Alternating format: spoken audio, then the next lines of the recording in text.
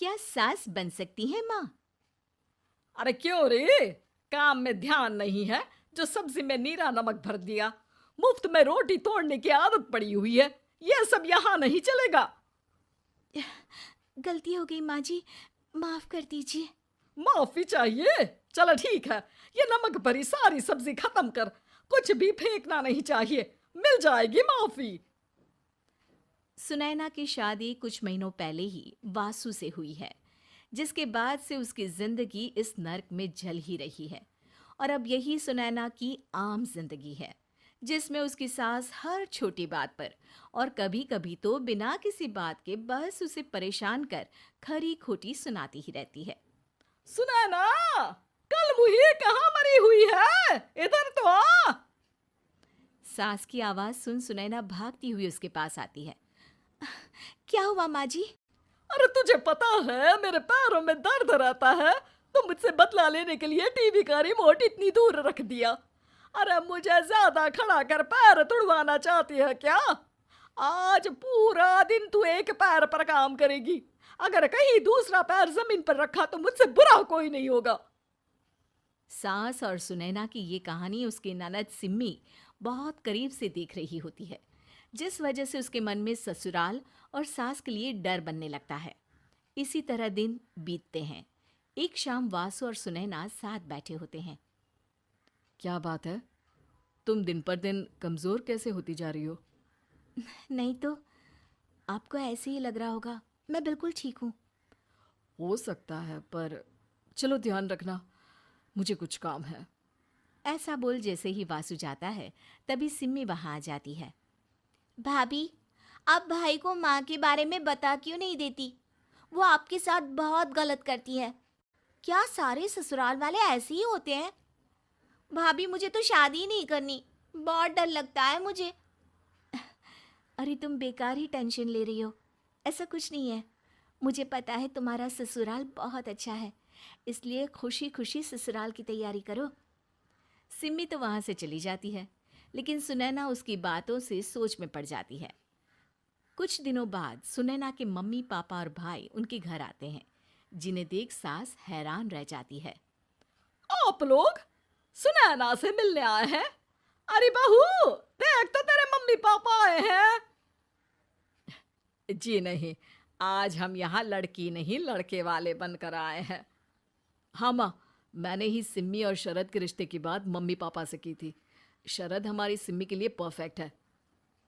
बेटे की बात मानते हुए उसकी माँ रिश्ते के लिए मान जाती है, पर अब सिम्मी के मन में ससुराल का डर और ज्यादा बढ़ जाता है।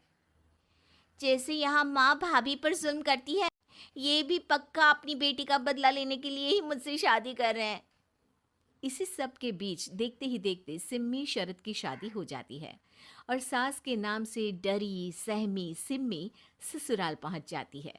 जहां पहुंचते ही वो डरते हुए बोलती है, मम्मी जी, मैं अभी पूरे घर का काम कर दूंगी और जॉब भी छोड़ दूंगी। जैसे आप कहोगी मैं सब कुछ वैसे ही करूंगी।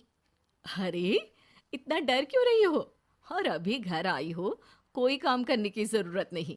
नई शादी है, कुछ दिन आराम करो, घूमो फिरो। रही बात घर या जॉब की, तो वो तुम्हारी चॉइस है, कोई तुम्हें नहीं रोकेगा। सास का ऐसा व्यवहार देख सिम्मी हैरान रह जाती है और अपनी भाभी सुनैना का ससुराल में पहला दिन सोचने लगती है। चलो हो गया कार्यक्रम खत्म। जा वासु, आराम कर। बहू, तू अपने काम पर लग जा। काम से मेरा मतलब है घर का काम, क्योंकि अब से तुम इसके अलावा और कोई जॉब बॉब नहीं करोगी। हाँ।